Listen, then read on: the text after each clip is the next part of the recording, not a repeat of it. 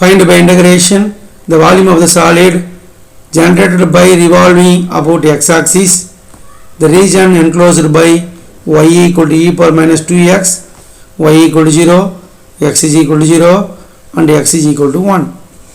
Y equal to e power minus 2x, y equal to 0, x is equal to 0 மற்றும் x is equal to 1 ஆகியவற்றால் அடைபடும் அரங்கத்தின் பரப்பை x அச்சை பொறுத்து சுழற்றுவதால் உருவாகும் திடப்பொருளின் கன அளவை கண்டுபிடின்றாங்க. கொஸ்டினை ரீட் பண்ணி புரிஞ்சுக்கணும், வால்யூம் கண்டுபிடிக்கணும், ரைட்டு, கன அளவு, இன்டகிரேஷன் யூஸ் பண்ணணும். Okay. About x axis, x அச்சை பொறுத்து நம்ம வால்யூம் கண்டுபிடிக்கணும். இதுதான்.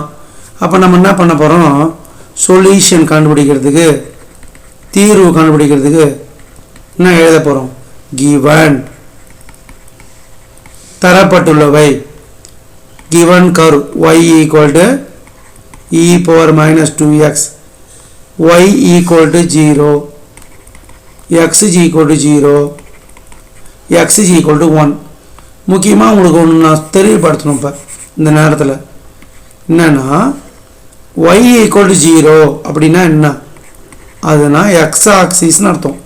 கிளியராக அங்கேயே இருக்குது, எக்ஸ் அச்சை பொறுத்து சுற்றுவதால் இருக்குது. ஆனால் y equal to 0னா எக்ஸ் ஆக்சிஸ்னு அர்த்தம். அப்போ கொடுத்துருக்கிறத எழுதிட்டேன்.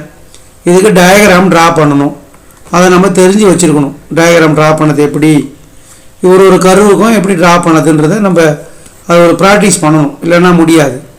நேராக எக்ஸாமில் போனால் ட்ரா பண்ணிடலான்னா பண்ண முடியாது.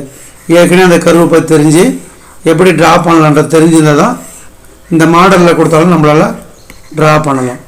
இது எக்ஸ் ஆக்சிஸ், ஒய் ஆக்சிஸ், இங்கே 1 நான் சும்மா -1 -1 0 1 2 இது மாதிரி போயிட்டு இருக்கும்.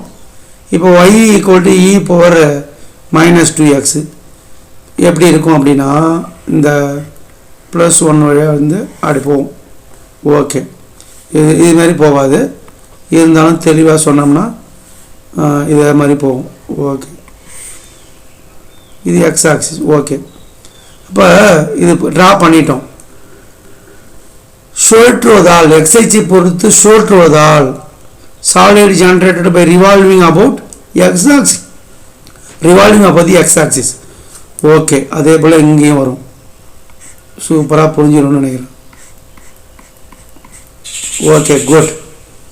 இப்போ நம்ம என்ன எது எதுக்கும் எக்ஸ் இஸ் ஈக்குவல் டு 0, இது எக்ஸ் இஸ் ஈக்குவல் டு 0 இந்த இடம், அதுபோல் எக்ஸ் இஸ் ஈக்குவல் டு 1 இந்த இடம்.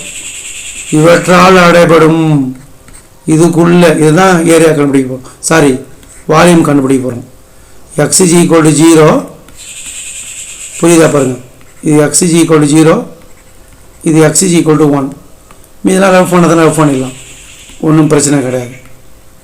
இதுக்கு மட்டும் நம்ம வந்து இது 0 எடுத்துக்கிறோம், இதுலேருந்து இது வெளியும் கண்டுபிடிக்கணும். ஓகே, ஏற்கனவே சொல்லியிருக்கிறேன், ஃபார்முலா முதல்ல முக்கியம். Volume pi integral a to b about x axis, x அச்சை பொறுத்துன்றாங்க.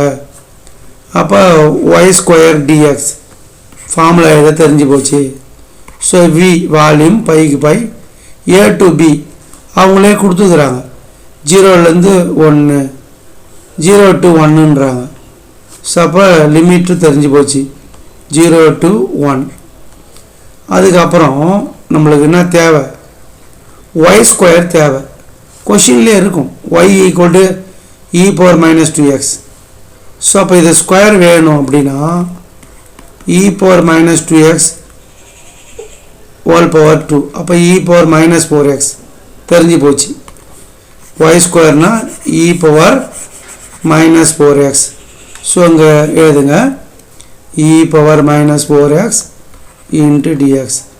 டயக்ராம்லாம் ரஃப்பாக தான் செஞ்சால் போதும், பெரிய மாதிரி கன்ஃபியூஸ் பண்ணதால ரஃப்பாக நீங்கள் செஞ்சால் போதும். பெரிய குழப்பமோ கஷ்டமோ நீங்கள் அப்படியே எடுத்துக்கூடாது. இது x is equal to 1, இது வந்து x is equal to 0, இதுக்குள்ளே இருக்கிற வால்யூம் தான் நம்ம கண்டுபிடிக்கிறோம். அப்போ 0 to 1ன்னு சொல்லியிருக்கோம், அவ்வளோதான். y² y கொடுத்துக்கிறாங்க, e பவர் -2x ஸ்கொயர் பண்ணிக்கிறேன். இதை இன்டகிரேட் பண்ணுறேன், e power -4x integral e power -4x dxனா e power minus 4x divided by minus 4. இதெல்லாம் பெரிய விஷயம் இல்லை, உங்களுக்கு தெரியும். e power x இன்டகிரேட் பண்ணாலும் டிஃபரன்ஷியேட் பண்ணாலும் அதே தான் தெரியும். அந்த அடிப்படையில் e power minus 4x integrate பண்ணோம்னா e power minus 4x divided by minus 4. Denominator integration தான், டிஃபரன்ஷியேஷன் தான் பக்கத்தில் எழுதுவோம். சரி, அதெல்லாம் உங்களுக்கு தெரியும். 0 to 1 upper limit minus lower limit. v volume கன அளவு ஈக்குவல் டு இந்த pi minus divided by minus 4 வெளியே எடுத்துங்க. பை 1 by minus 4 எடுத்துக்கிறோம்.